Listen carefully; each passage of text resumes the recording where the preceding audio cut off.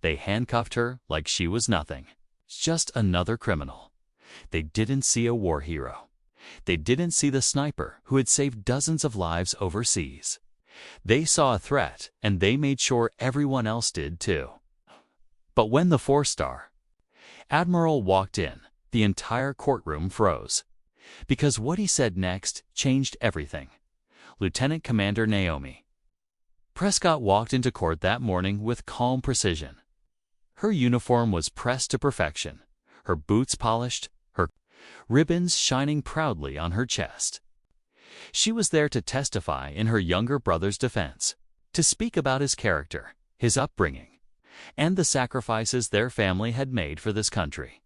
But as soon as she stepped forward, two deputies approached her.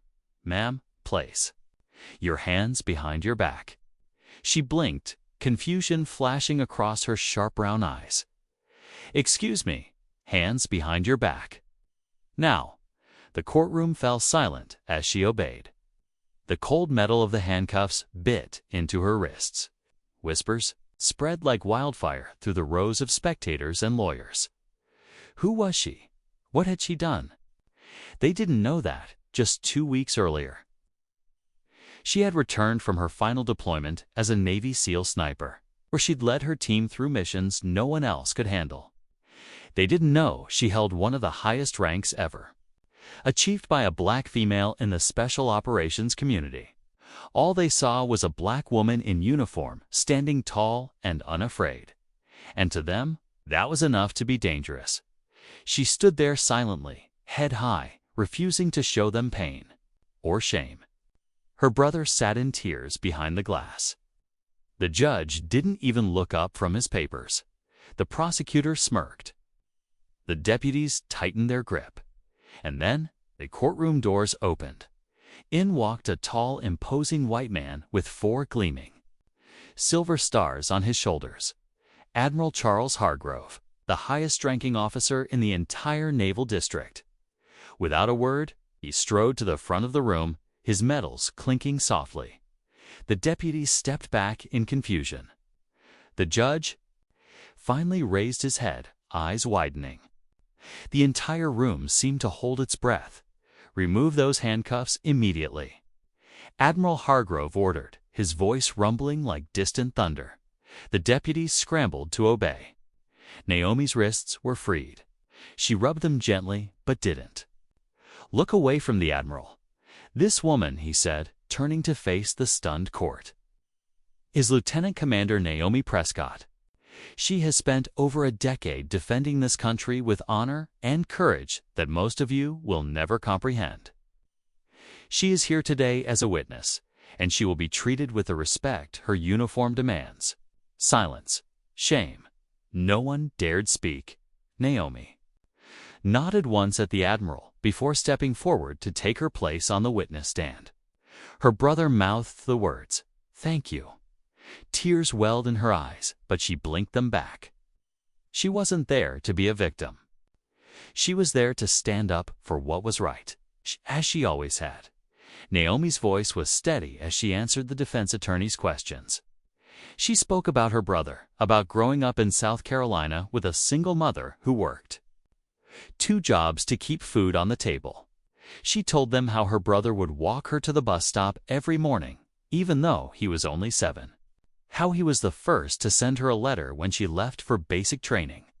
How when she was deployed as a sniper in Afghanistan, he'd stayed up all night watching the news, praying she'd come home alive. Her testimony was calm, factual, but every word carried the weight of sacrifice. The judge shifted uncomfortably in his seat. The jury leaned forward, listening to every syllable. Even the prosecutor avoided her gaze. When the defense rested, Naomi stood to leave the stand. The Admiral waited for her at the courtroom doors. As she approached, the deputies who had handcuffed her earlier stepped back, their eyes lowered. She paused, looking at them with a gaze that carried no hatred, just deep, exhausted disappointment. "You didn't have to do that," she said softly. One deputy opened his mouth to speak, but no words came. Naomi turned away. Outside, Summer sun bathed the steps of the courthouse in golden light. The Admiral walked beside her in silence. Finally, he spoke. "You've done well, Lieutenant Commander. You handled that with dignity?" "Thank you, sir," she said, her voice tinged with sadness. "But dignity doesn't change what they see." He nodded, knowing she was right. "No, it doesn't. But it changes what you stand for. And that's what matters." They paused. By his black government SUV, Naomi looked up at the clear blue sky. Birds soared overhead, free and unbound. She felt the weight of her service medals on her chest, the faint sting of the handcuffs still lingering on her wrists. Two truths she carried at the same time. "I need to check on my brother," she said. "Of course." She walked back into the courthouse, her boots echoing down the marble hallway. As she passed, people moved out of her way, not because of fear, but because they saw her differently now. Not just as a soldier, not just as a black woman, but as a force of quiet, unbreakable power. Inside the holding room, her brother sat hunched over, tears streaming down his face. "Naomi," he whispered. She knelt before him and took his hands in hers. "Hey, I'm here. I told you I would be, and I'm not going anywhere. I thought they were taking you too." She shook her head and smiled faintly. "They can try, but they'll never break me." He broke down sobbing. She wrapped her arms around him and held him close, feeling his heart beat against hers. For a moment, she wasn't a sniper or an officer or a symbol of something bigger. She was just a sister, trying to protect the one person in this world who made her feel whole. Outside, the Admiral watched through the glass, his eyes misting over. He had led thousands of sailors into battle. He had faced death and seen heroism in every form. But watching Naomi Prescott hold her brother like that, it was the bravest thing he had ever seen. Naomi sat quietly beside her brother, still holding his trembling hands. He wiped his tears with his sleeve, ashamed to cry in front of her. But she squeezed his fingers tighter.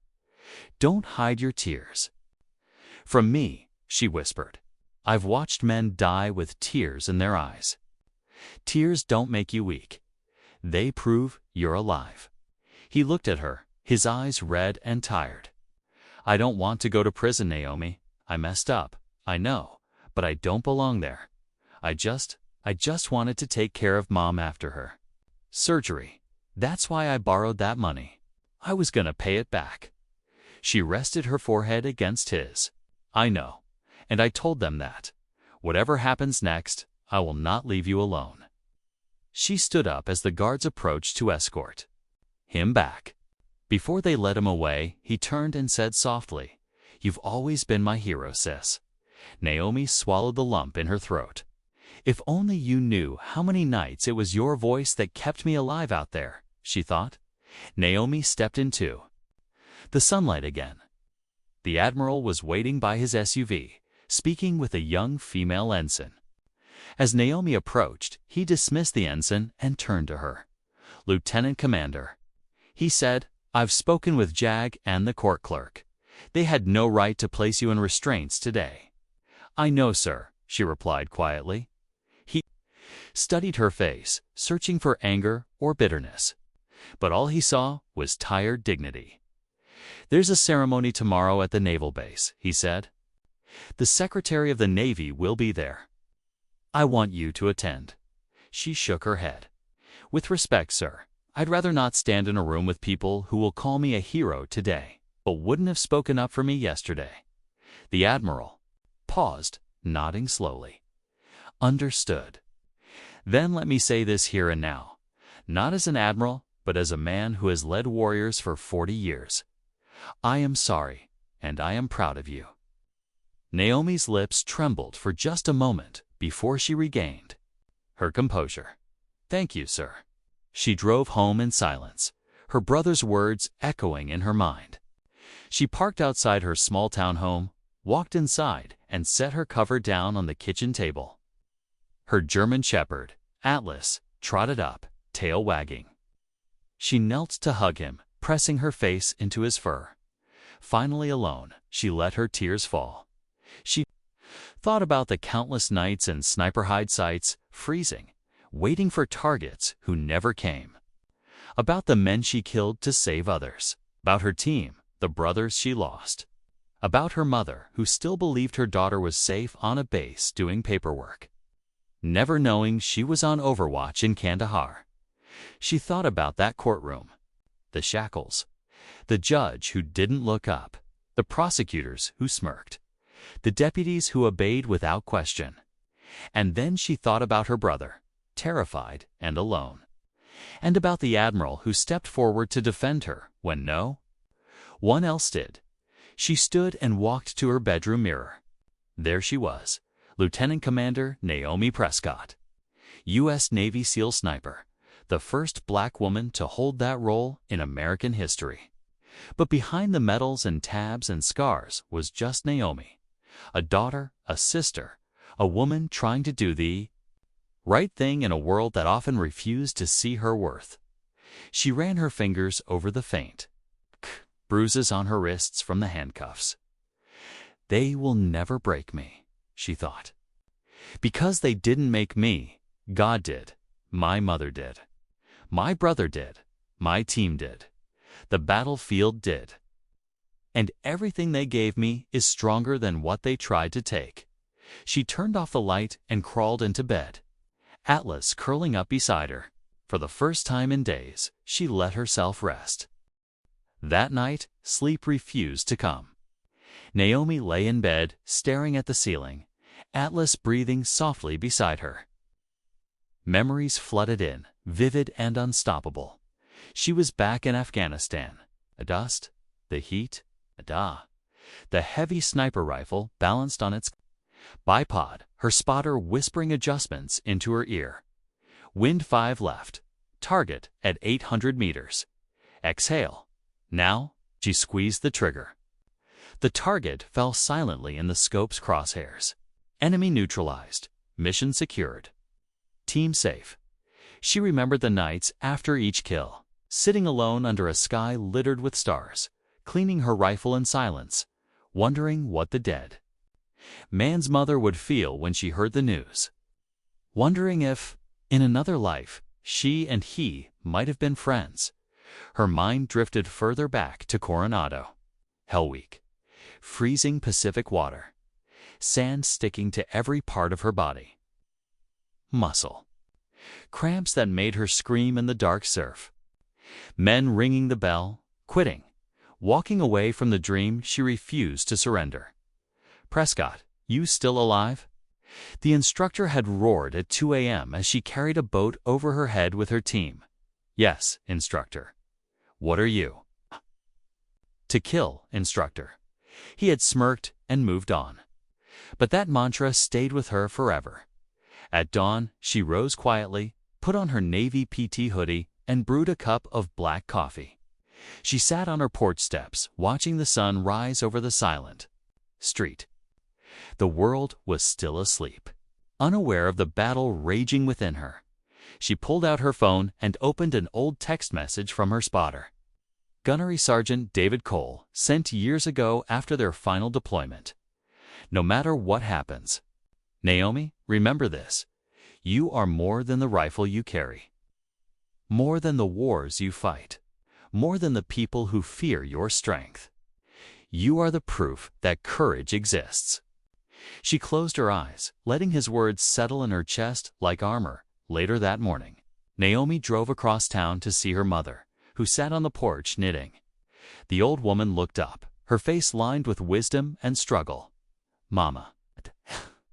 Naomi. You look tired. I'm okay. Her mother squinted, reading her daughter's soul like an open book. They don't see you, do they?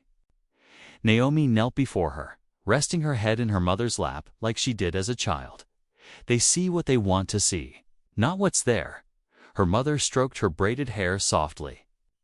That's why you walk with your own truth, because the world's blindness is not your burden to fix. Tears rolled down Naomi's cheeks onto the porch boards. Her mother continued humming a quiet hymn, as if her daughter were still 7 years old, kneeling after falling from her bicycle. 2 days later, she returned to court for her brother's final sentencing. This time, she wore civilian clothes. Simple jeans, a gray sweater, and quiet dignity. The deputies who had handcuffed her avoided her gaze. When the judge announced probation instead of jail time, her brother sobbed in relief. Naomi hugged him tight, whispering, "Stand tall, live right, make this count." As they walked out of the courtroom, reporters swarmed them, cameras flashing. A young journalist shouted, "Lieutenant Commander Prescott, how does it feel to have your brother free after what happened to you in this courtroom?" Naomi paused, turning to face the cameras, her dark eyes glowing with fierce calm. "It's not about me," she said. "This is about second chances. And about remembering. That freedom isn't something you're given. It's something you live worthy of, every day." Then she turned away, walking down the courthouse steps with her brother at her side. As the sun set behind them, her silhouette stood tall against the dying light. The woman they tried to humiliate. The sister who carried her brother's pain. The sniper who defended her nation in silence. The daughter who still needed her mother's hymns. The human being who refused to bow her head, no matter how heavy the chains, because chains only bind bodies, never souls. And that day, the world learned that real power doesn't come from titles, badges, or guns. Real power comes from a heart that loves without fear, and a spirit that cannot be broken. The following week, Naomi received a formal summons to the naval base. Reluctantly, she put on her service khakis, polished her shoes until they reflected the overhead light, and drove out to the large complex near the harbor. As she walked through the gates, junior sailors snapped to attention. Some saluted nervously. Unsure of her rank at first glance, others whispered to each other. "That's her," one petty officer murmured. "The SEAL sniper." She ignored them, her gaze fixed ahead. Inside the command building, she was greeted by Admiral Hargroves. Aiden ushered into a small conference room. The Admiral entered moments later, followed by a civilian woman in a sharp navy blue suit. "Lieutenant Commander Prescott," the Admiral said, his tone warm but official. "This is Deputy Secretary Walters, Department of the Navy." Naomi stood and nodded respectfully. "Ma'am, sir."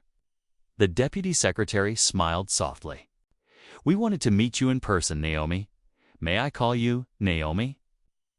"Yes, ma'am. We've reviewed the footage from court. The treatment you received was unacceptable. I want you to know that the department is taking steps to ensure military personnel are properly respected in civilian judicial settings." Naomi raised an eyebrow. "With respect, ma'am, I don't want policy changes because of me. I want them because it's right." The Deputy Secretary nodded. "Understood.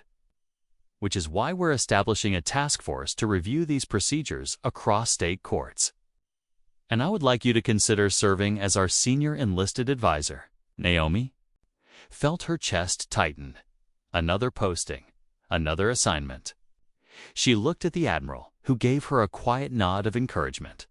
"I'll think about it," she replied, her voice low. After the meeting, Naomi walked across the base to the mess hall.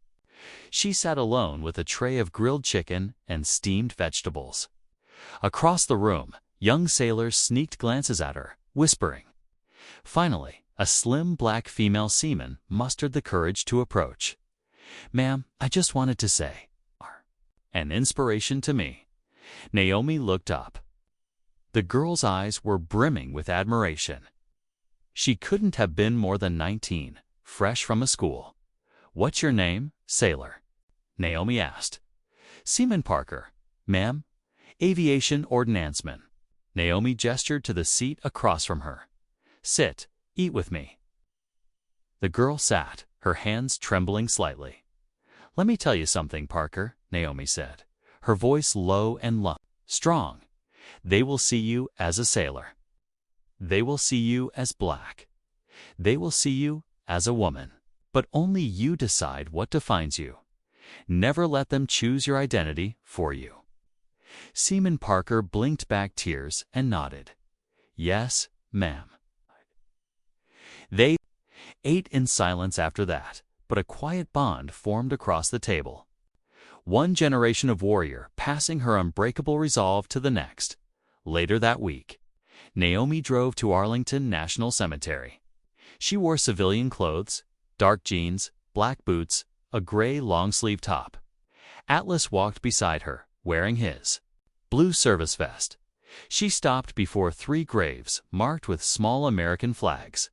Her spotter, Gunnery Sergeant David Cole. Her commanding officer, Lieutenant Commander Marcus Blade Harper. Her best friend, Petty Officer First Class Tasha Reed. She crouched, tracing each name with her fingertips. Hey y'all, she whispered. I miss you. I'm trying to keep doing what we promised. Live with honor, speak the truth, stand up for those who can't. Some days I fail. Some days I want to quit. But I hear your voices when I close my eyes. Atlas sat quietly beside her, ears alert to her shaking voice. She closed her eyes and let the wind whip against her braids. The sun dipped low behind the marble headstones, casting long shadows across the grass. That evening, Naomi returned home. She unpinned her rank insignia and set it on her bedside table. She showered, letting hot water wash away the salt of her.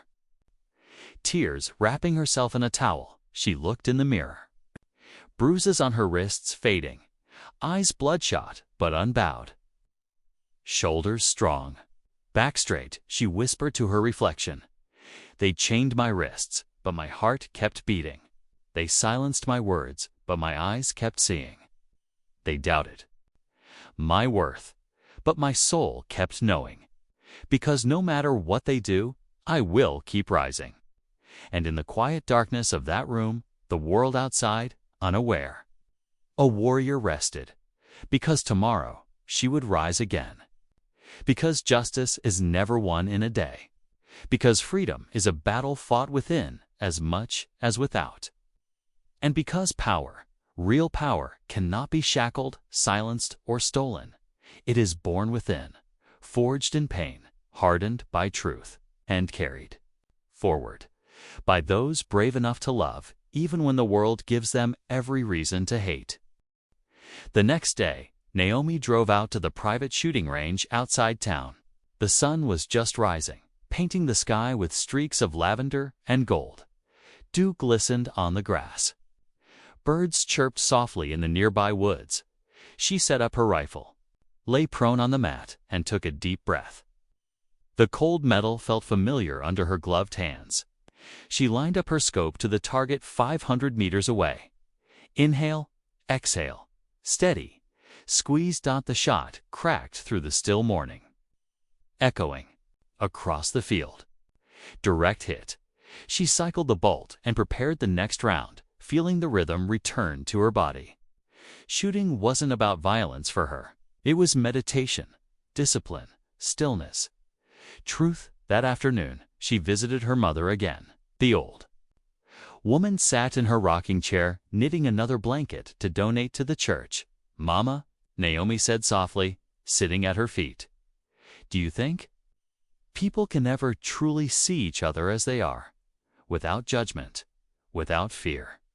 Her mother paused, looking out at the rustling trees. Maybe not everyone, baby, but some can. And sometime that's enough to keep hope alive. Naomi rested her head against her mother's knee, feeling her hands stroke her hair like when she was a little girl. Tears slid down her cheeks, quiet. And healing at sunset, Naomi ran along the river path again. Atlas trotted beside her, ears perked, tongue lolling in a happy dog smile. The air was cool and smelled of pine and distant wood smoke. Each step pounded out her truth. I am here. I am alive. I am enough. She slowed to a walk at the river bend, watching the fiery orange sun dip below the tree line. Water rippled gently, carrying fallen leaves downstream toward the unknown. She crouched, letting Atlas drink, and whispered to the wind. They chained my wrists, but not my soul. They doubted my worth, but not my purpose. They tried to silence my voice, but I will keep speaking. Because love is my rebellion. Strength is my quiet answer. And forgivenesses, my freedom. This is not just a story about a black female SEAL. Sniper humiliated in court. It is a story about the power of quiet dignity, the unbreakable strength of knowing who you are, the courage to keep loving, even in a world that tries to chain you down. Because real freedom is not given by courts, medals, or governments. Real freedom is the power to choose your truth and to stand in it without fear.